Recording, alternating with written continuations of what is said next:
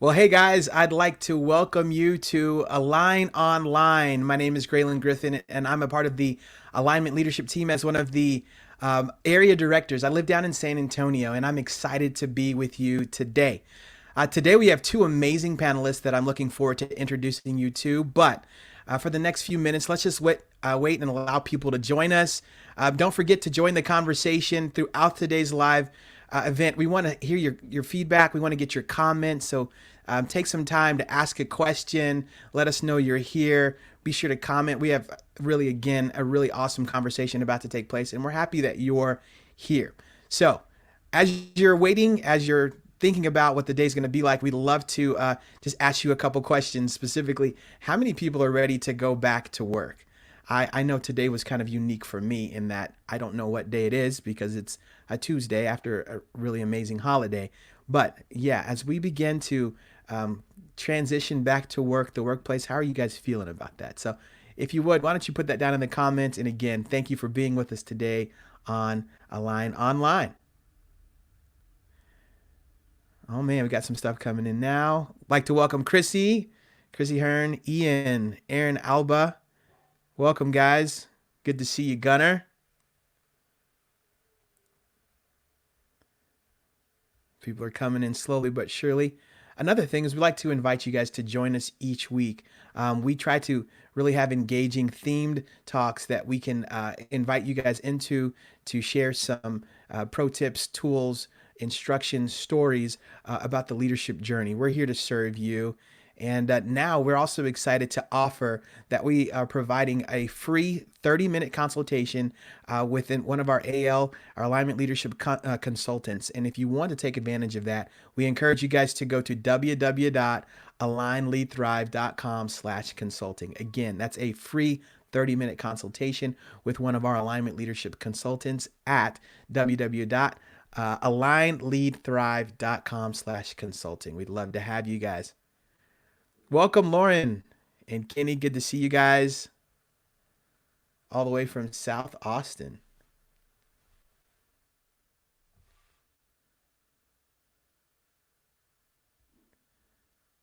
All right, we got a few more people coming in. Gunnar says he's feeling a little bit weird going back to the office. Working remotely has been amazing. I have to agree with you. It's been a little difficult, and we've talked about this in one of our previous Align Onlines, but it's been great to be home, to work from home. It's kind of shown us that it is possible that we can do this. So I totally agree with that. Welcome, Deb. Good to see you.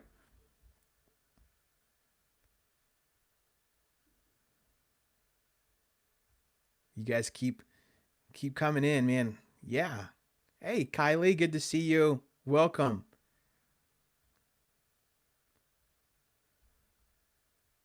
Again, my name's GRAYLYNE Griffin. For those of you guys who just joined, I get to be the host today, so I'm really excited. This is going to be a fantastic conversation.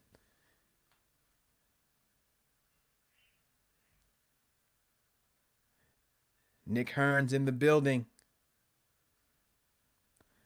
Hey, Shannon, how are you?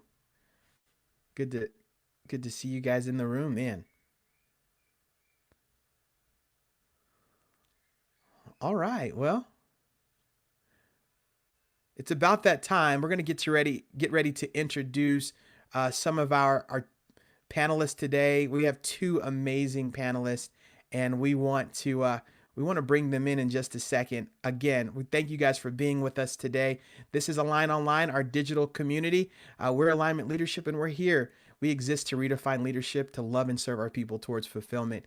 And today we get to have some conversations with two amazing leaders. And so I would like to, if it's about that time, to introduce our first panelist, and that is Miss KELSAY BLAIR, a good friend of mine, fantastic leader. Hey, KELSAY. Hey, GRAYLYNE, how are you? I'm doing well. I'm doing well. Good to see you. It's good to see you too. It's been a bit. Well, I know, I know. Tell everyone who you are, what you do, and who do you lead. Yes, I'm KELSAY BLAIR. I'm the CFO at MSB Hospitality Group, which is a hospitality group that has restaurants, coffee shops, catering company, things like that. And currently right now, I don't lead anybody like specifically. However, being a part of the executive team means that we are always constantly leading everybody in our company and everybody we interact with. Oh man, that's amazing. You wear a lot of hats and you serve really well. I've been fortunate to work with Kelsey for almost 2 years now, so I've gotten to be a part of just some of the rooms that she's leading and the people she serves with, and so we're really excited to have you with us today. Next, I want to introduce Mr. Hayden Reed. Mr. Hayden Reed is coming into the room. He is another fantastic leader. What's going on, Hayden? Not much. How you doing, Graylyn? I'm doing well, man. I'm doing well. Well, same question I asked Kelsey. Tell our audience today who you are, what you do, and who do you lead, sir? Yeah, so I am the executive of operations for MSB Hospitality Group, and so we've got I don't know, shoot, maybe 30 of us right now across all the different brands that we currently work with, and it's Wow. fortunate to be on a great executive team with a bunch of people that are just awesome and inspired every day to live out our purpose. So it's Oh exciting. man. Well, you guys, if you've never met these two leaders in person, I encourage you to do so. They're both fantastic. They do fantastic work. And guys, we're going to jump right into this today. So I'm a San Antonian, but I work in Austin. And one of my favorite things to do when I go to Austin is eat. And I know that there have been a ton of restaurant closures. So tell me which restaurant closure has hit you guys the hardest. I know Magnolia, North by Northwest, Shady Grove. Talk to me about that. What's going on up there, man? Well, Uh, Kelsey, you actually, start. yeah, mine's actually not a super well-known restaurant. At least I don't think that it is. It's my favorite Thai food restaurant. It's on 1431 called Chatta Thai, and I've been craving it all the time. And they haven't opened back up, and I don't know that they will. There hasn't really been any communication, but I'm devastated. Oh man, that's the worst. Yeah. Hayden, talk to me, man. Which restaurant do you miss? Has it opened? I mean, my wife and I can't wait to have sushi. I mean, I'm Oh, sure they're open. We haven't gone actually out to eat yet. But for me, I'm a born and raised Austinite. Like I grew up okay. in this community, grew up in this area, and so hearing some of these names that are going out of business that aren't able to restart after all this COVID stuff passes over, like it's just sad in general. And Yeah. for like a lot of our staff, I mean, they've been in this community as well for over a decade, and so ultimately, like for them, a lot of their friends, and I mean, they know these people like family, and so Yeah. I think in general, it's not fun for any of these situations, whether they're Austin mainstays or whether they've only been in the area for a couple of years now. Like it's just sad for them all. So Yeah, man. That's a it's a really true point to hospitality. You don't realize how connected the industry is, and just the family feel, the culture of hospitality, and Austin being such a unique place that people go to just to experience a lot of that. Tell me, Hayden, we'll start with you. What does hospitality mean or cover when you say hospitality? What are you guys thinking? yeah, I tell you when I tell people that I'm executive for the hospitality group for MSB, like they immediately just ask what hotels are we working with. I mean, I get that question all the Mm, time, and for us, hospitality is a kind of a broader range. We don't have specifically a brand or a hotel under our brand right now, but for us, it's anything under restaurants, anything under catering, anything under like possible future bars. I mean, hotels are certainly part of the plan, certainly something that we want to hmm. continue to explore because that's another way that we can live out Cool. not only possibility of like an event space for catering, but I mean, in general, it's kind of everything there that's there to serve people, meet people where they're at, and create an experience for them. And anything that's around that experience, whether that be at a restaurant, whether that be throwing an event, whether that be a hotel or whatnot, that's pretty much how I view hospitality. Anything kind of that is allowing us to create an experience for another person. Yeah, that's awesome. And Kelsey, I know you've worn leadership hats in different industries and roles. Transitioning into hospitality, what has that meant to you? What does hospitality mean to you in the work that you do now? Yeah. Well, a few years ago, what I like to call my quarter life crisis, where I went overseas for a year, I worked in the hospitality industry. I was a server. And I didn't get treated super well, treated like a cog in the Mm, machine. I didn't have thoughts that were valuable. So whenever I was able to come and be a part of the hospitality company, I was so excited to make sure that every employee we had knew that they were important, knew that they had value, what they said had merit, and they've been doing it for a long time. They knew. I think going into the hospitality industry, that was really important to me, because when you serve your employees really well, it's going to serve your clients even better. Our customers recognize it. They see the happiness in our people when they're there. Our servers are excited to serve, which is the whole, like, it's in the title, but you don't see that often just because of the way that they're treated. Man. So you're a culture agent, and I know experiencing customer service as a server sheds a whole new light. You get to see behind the curtain, and so to be a leader in this industry now, you get to kind of reinvent what the culture can be. And I can only imagine what that's been like. Hospitality is complex in itself, but what has been the biggest challenge you guys have faced? And I'll start with you, Kelsay. Since this whole shelter in place, COVID pandemic has happened. Yeah, I mean, in general, probably the biggest challenge going into hospitality outside of COVID was, we actually purchased our catering company. That was the first company underneath our hospitality brand. And it brought in a whole group of people with a different culture because, different brands, they just have different cultures. That's the way that it is. And merging these two together, it was very difficult because they had been used and abused, honestly. That's the way the hospitality industry has been for a while. And we wanted to show them what I was talking about, that value, and just kind of building up the trust through that and telling them, like, we mean what we say. We want to be here for you guys. You guys have value. It was a very long road, and it was difficult. And that was probably, in general, the most challenging piece for me. Hayden, do you have anything you want to add on to that?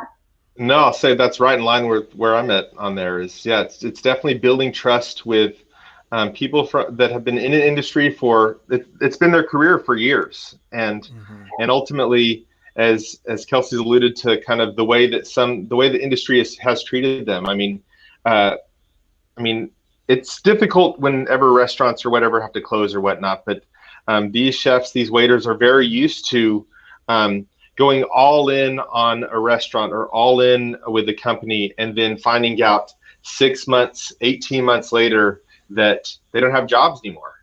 And so they haven't, for many of them, they haven't been fortunate to be at some of these few restaurants that are actually able to become mainstays for decades. And you'll notice when you walk into those restaurants, their staff has been there for years, because when they jump into these restaurants, they're 100% in. They invest their heart and everything into it.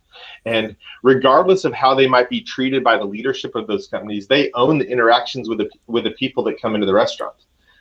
Like they do everything that they can to go out of their way to give people positive experiences. And so we have a lot of amazing people that we work with, but also for those people, they also have a history of just not necessarily trusting the industry. Like we've had the financial crisis in 2008, and then we have something that's feeling similar to it now. And so there's generally just a lot of fear. And in the areas around the area, obviously we mentioned a lot of the restaurants that are closing. Like, that was an absolute difficult decision for any of those owners. They didn't want that for their staff either.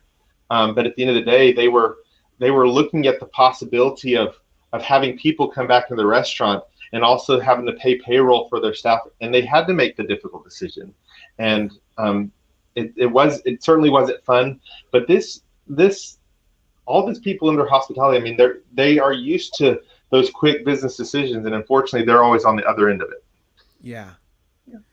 Man, guys, you guys hit the ground running. These are fantastic answers, and this is extremely interesting because I know, we were in the house quite a bit, but as we've gone back out, we see this impacting so many different restaurants, and restaurants have had to pivot. Specifically, the hospitality industry has had to pivot and adjust with each week. Talk to me, Hayden. Right, like what was one of the biggest challenges specific to any of the companies you lead that you guys have had to face, and what was the process working through that? Yeah, I think it was extremely interesting when they started doing the stay-at-home orders and the news started coming out, and the way people are interpreting these orders and all that, like there's just a whole lot of information at the time that we didn't know, and still a lot of information we don't know now. But yeah, it was pretty scary. So in the first several weeks, I mean, we are just hustling hard to figure out what can we do now, what can we do next steps, and while that was scary, it was also kind of exciting at the same time. I think specifically for us, really one of the biggest challenges was to find out how we were going to react when this COVID more directly affected us. Sure. And I mean, obviously, with this staff and this team, we've been talking about alignment leadership for well over a year now with them, and we've been talking about our purpose statements, and we've been reflecting on those purpose statements and helping them to drive all decisions that we make. And I think specifically for us, under one of our brands, we had an issue where one of our workers called in a couple days after their shift, and they said, "Hey, I'm not feeling well," and we were like, "Oh, okay."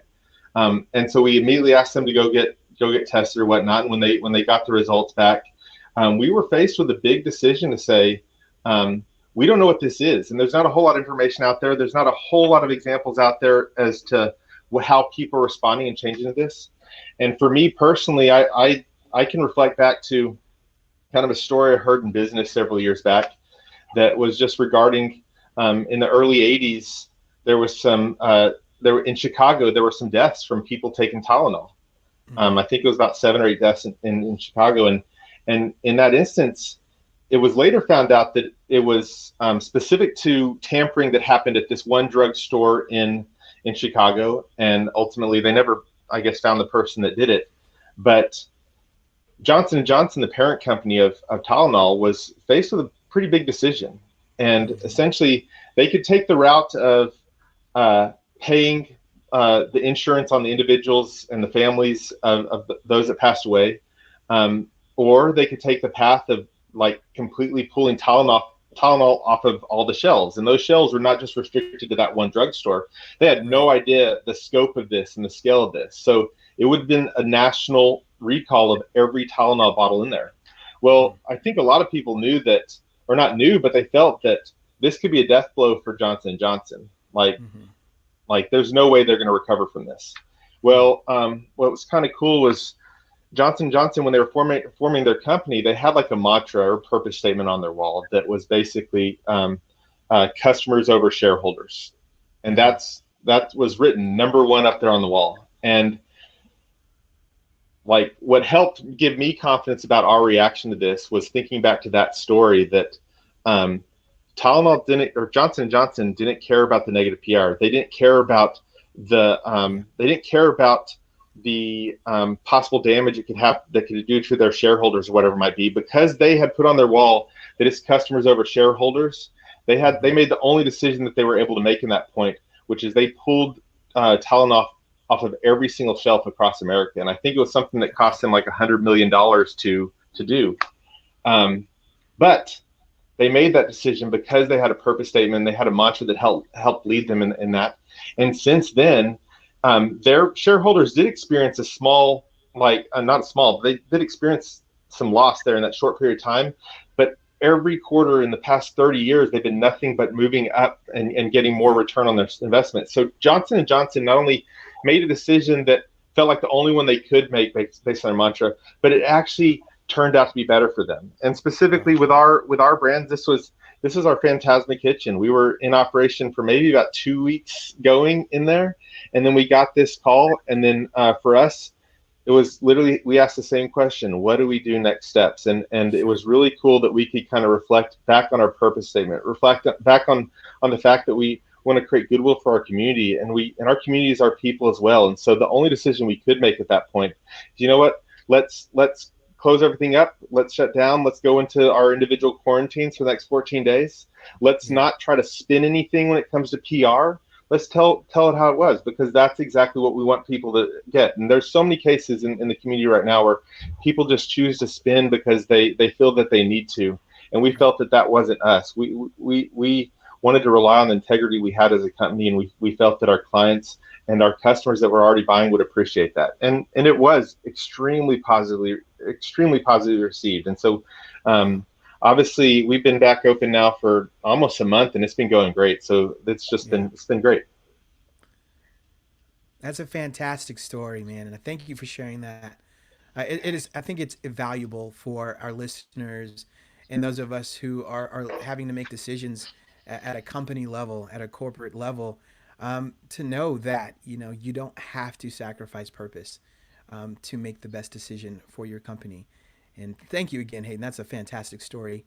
I do want to go to one of our questions. Again, this is an incredible topic, and so some of our listeners have already jumped in with some questions. I got a question from Ian. He asks, hospitality is so complex. And Kelsey, I'll direct this to you. What has been the biggest challenge that you faced? And like, where does COVID rank among those challenges? Well, oh my goodness. I feel like being in the hospitality industry, we pivot weekly because everything we do, just like majority of businesses, but it's based on the client's needs. So whenever COVID hit, our clients' needs, they changed. Everybody's staying from home. They need to stay home. So, I mean, as far as challenges rank, I'd say I can't possibly put it in numerical order, but it's pretty high up there. Having to completely change our operations, the way that we functioned, our day to day, all of our employees had to, we all changed what we did. But again, at the end of the day, we're meeting our clients' needs and we're still serving our purpose, which is to cultivate goodwill in our community. So I think, a couple of things that it did is we had to look at delivery. What does our delivery service look like? What else can we offer other than just catering? Because catering is usually, when you think of it, it's an event. But we have amazing food, we have amazing staff, and we can still serve. So we looked at our purpose and we looked at what our amazing staff was available to do, and we pivoted from there to meet our clients' needs. I love that. You've referenced your staff like 2 or 3 times in that answer. Tell me, what is this season? What has this shown you? What have you learned about your employees specifically during this time, Kelsey?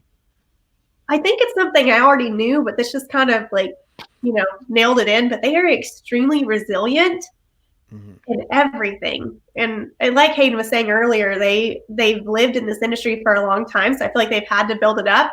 But because we're all very much like a family and we're comfortable around each other, I just sometimes forget that resiliency and the grace that they have within it. They're all ready to move forward. They're ready to figure out what's best for their clients and their customers, and they're ready to figure it out together.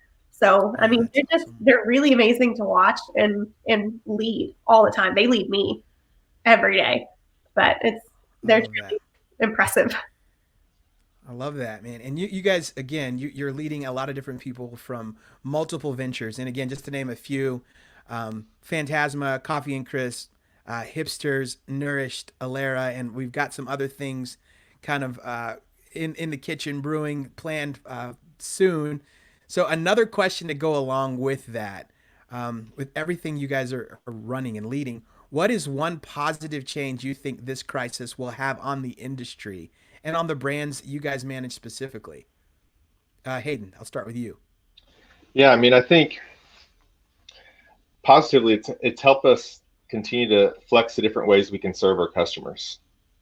And like tend to in business or whatnot, you have your typical go-to things that you do on a day-to-day basis, and and in some cases those might box in like your mindset of what you can do. And I think for us, it really forced us to get creative. And when I say us, it's all of our staff.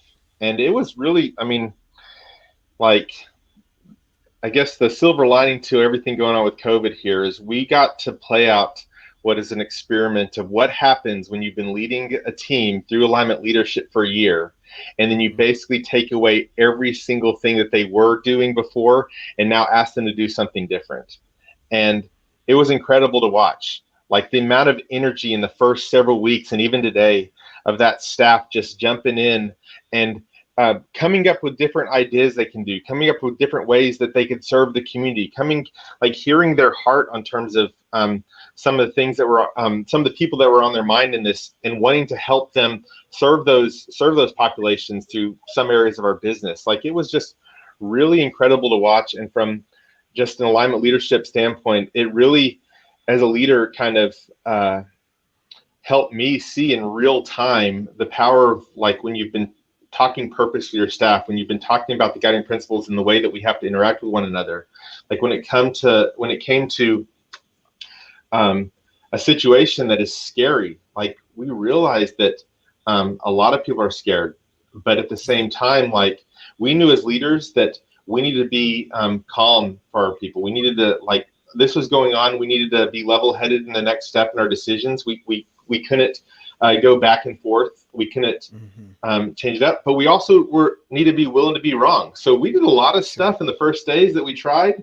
That didn't work. Okay, let's do something else. Let's figure out what we can do to help. And what's awesome is it's not just us. It's really felt for the past several months, it's the entire restaurant community around the Austin area. I mean, these chefs are hearing from other restaurateurs that they've worked with in the past in terms of what they might be doing, how they might have been able to change up. So it's really been really fun to just kind of be part of this community through this time.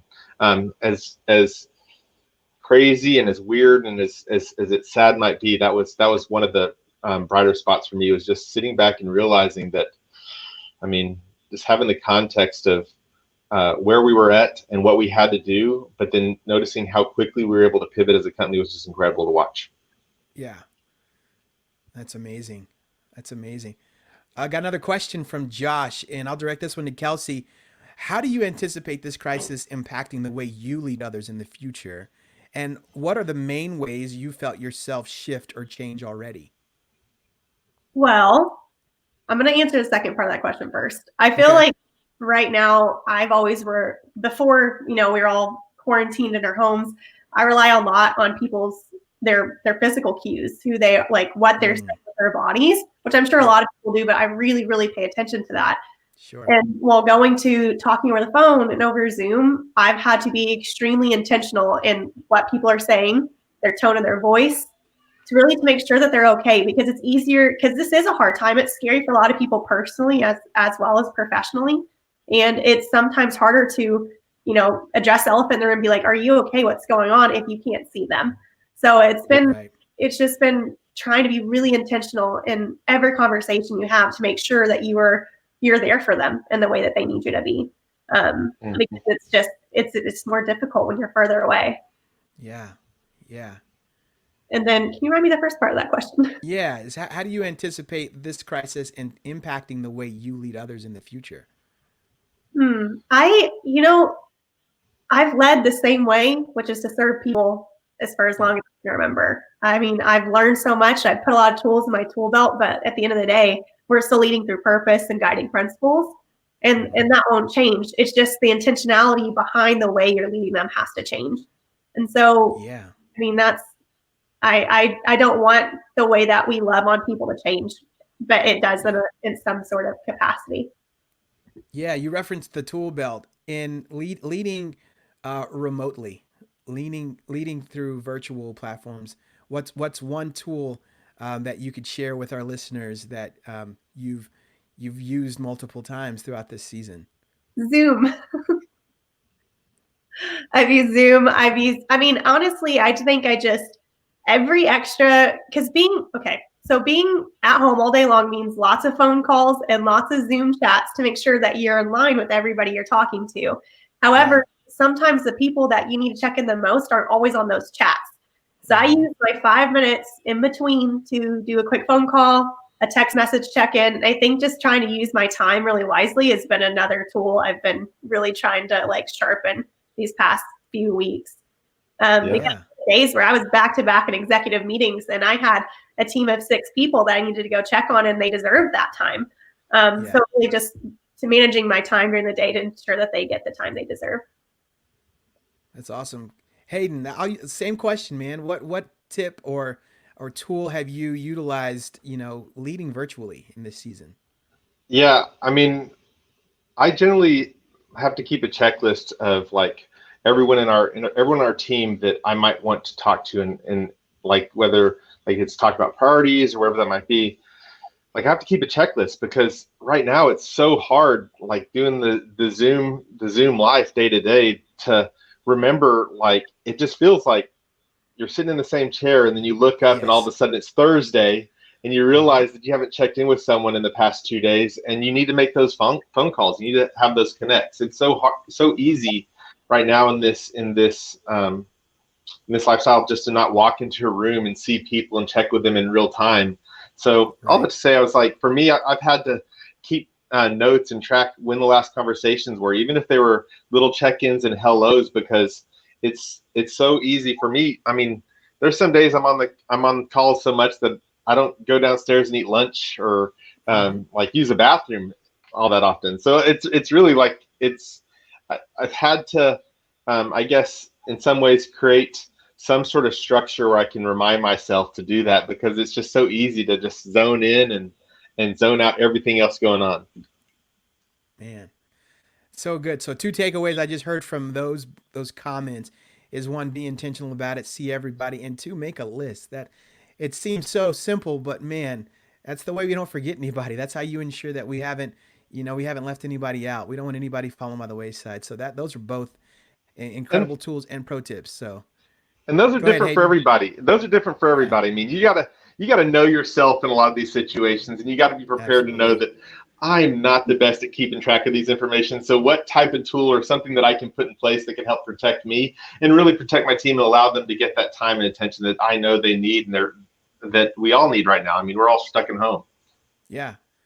No, that's great. Thank you for referencing the toolbox, Kelsey. Thank you for sharing your tools, guys. It's about 12:30, so we are rolling.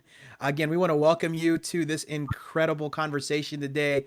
Our guests, Kelsey Blair, Hayden Reed, they're giving us some incredible information, and we're gonna encourage you guys and continue taking questions. So please continue sending us questions in the comments. We got a pretty good one here. And I'll direct this one to you, Hayden, and Kelsey. You want to jump in? You're more than welcome to. But while other restaurants have had to shut down or lay people off, how do you guys address? How are you addressing the fear that your employees may have of the same thing happening to them? Yeah. So day one, when we were hearing that this was going to happen and we were seeing what was happening at other restaurants or whatnot, as an executive team, we kind of sat down and we kind of reflected on our purpose, but we also set up some very specific things that we would ask ourselves for everything. And specifically, it was ensuring that we're creating opportunity for our staff. And when we say creating opportunity, we're not talking about a few staff. It was for all our staff.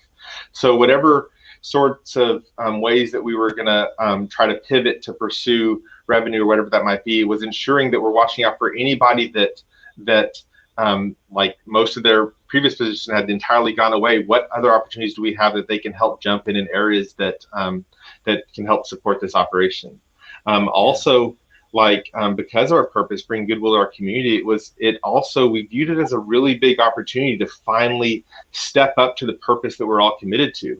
Is when all this started happening, other restaurants could make that decision, because obviously they were approaching it more from a profit standpoint, and they were seeing the bills and stuff like that. And we have clearly the same vision on those type of things as well. That is very important. I mean, you have to have revenue to survive as a business. But ultimately, if the very first test of our purpose, our true test of our purpose is like the question of whether we should shut down or whether we should have the opportunity to serve our community that we've been telling them that's our purpose statement, there was only one option at that point. So that's why, like, yeah, um, even in the first few days where it was a complete unknown, at this time we didn't know if we even had the option to serve anything to go. We didn't know if it was had the option through possibly sending alcohol with the food. Like, there was a lot of changes the governor implemented several days into the fact, but in those first few days you just had no idea. So a lot of us were taking the leap blindly that there would be opportunity and that we had the staff that was going to be able to come up with ideas. And we had clients and customers that we'd worked with for years that we knew were faithful to us, and they were alongside us in that process as well. So yeah, it was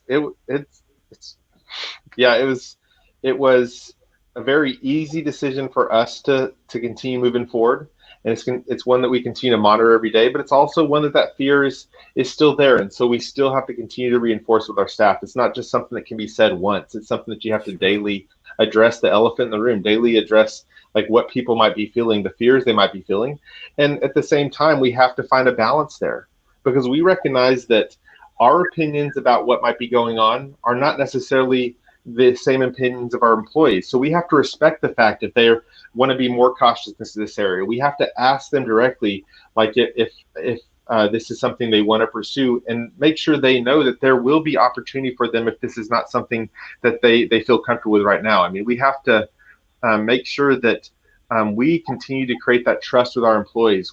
That we're not here just to tell them, show up at this time, do this. We don't care about what might happen type situation. We have a different heart in this, and we care about our employees. So they're part of the conversation at every step, and we want to make sure that we're doing everything that is safe for them, that is giving them opportunity, and really helping us live out our purpose for goodwill. So, yeah, man, that's great.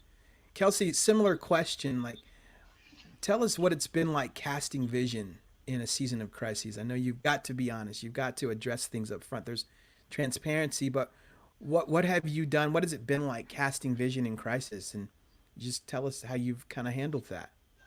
Yeah, I think it kind of goes back to my previous comment about, you can't read people's body language to see if they've caught the vision or not.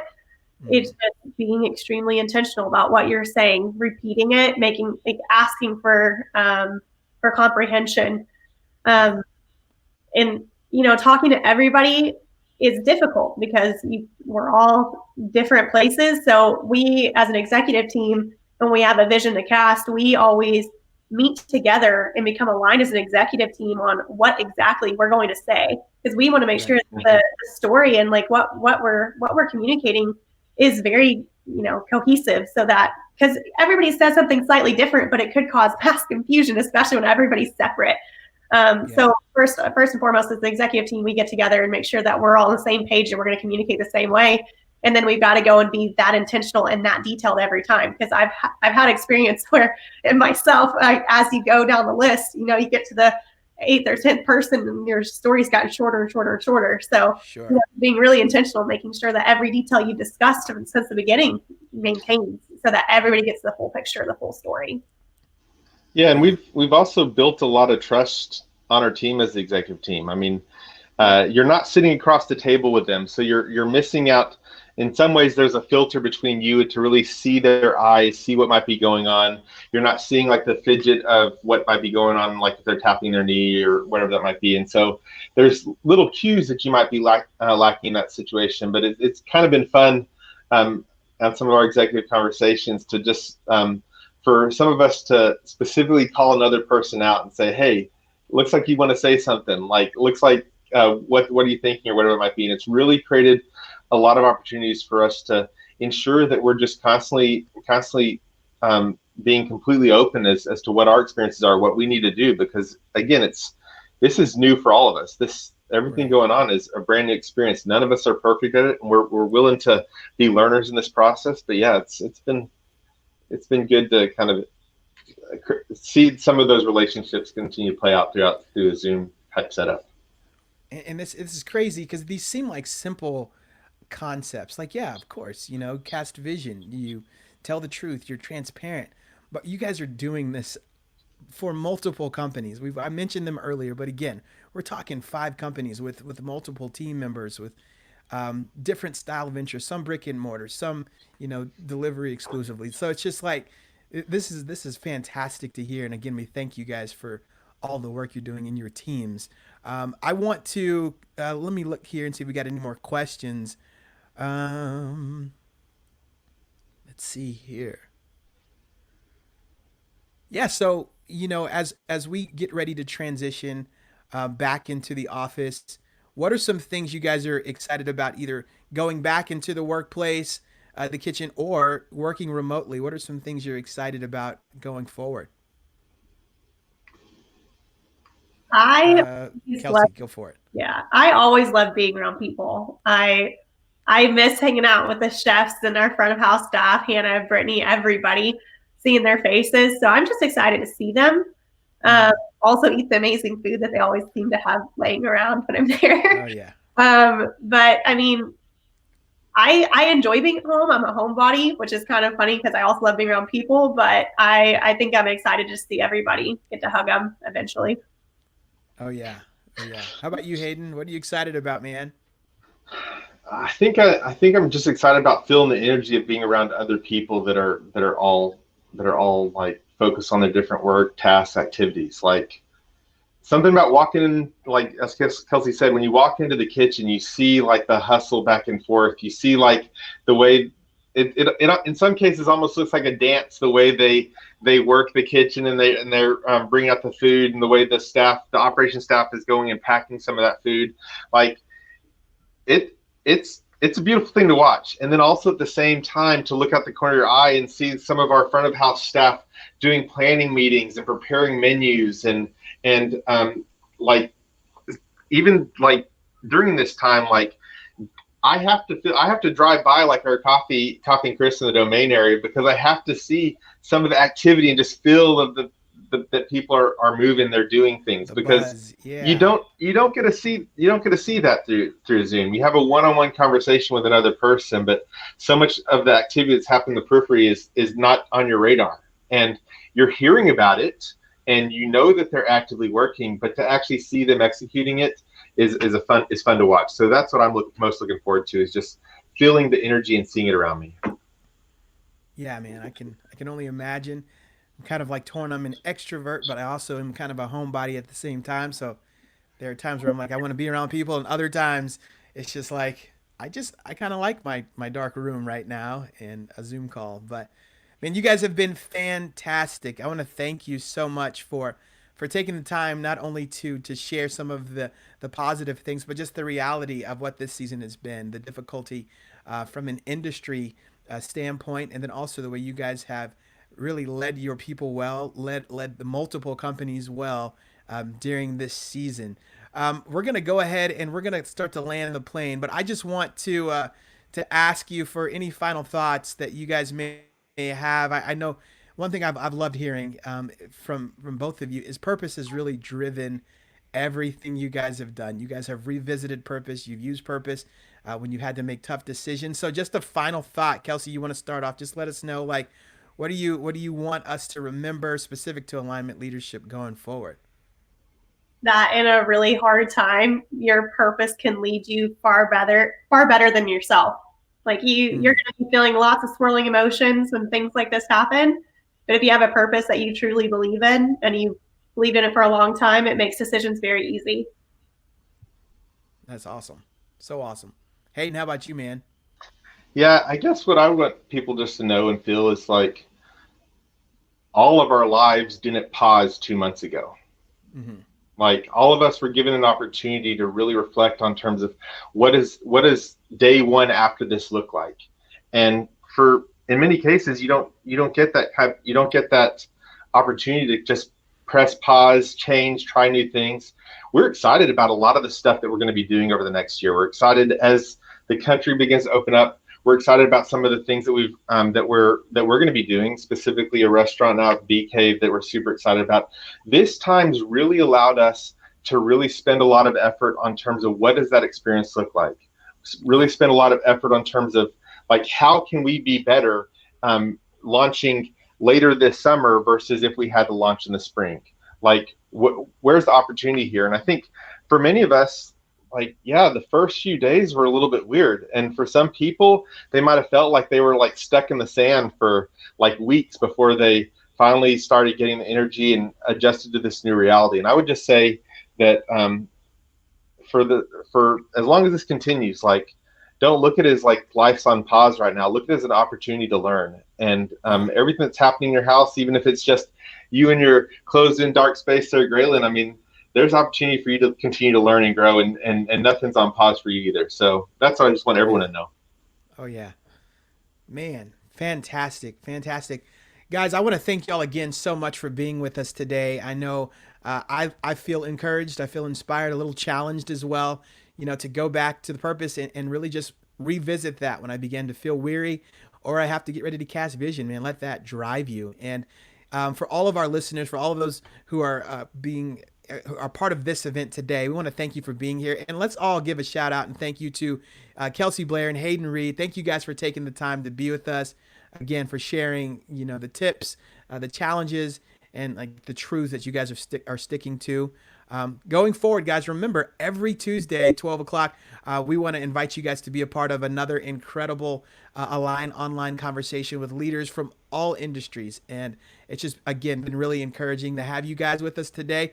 Remember, if you have questions, feel free to throw those into the comments. We'll respond to them. We'll also have this video up and available on Facebook Live going forward. And just going forward, we want you to have an amazing day. Thank you again for joining us. Bye, guys. Yep. Bye. Bye.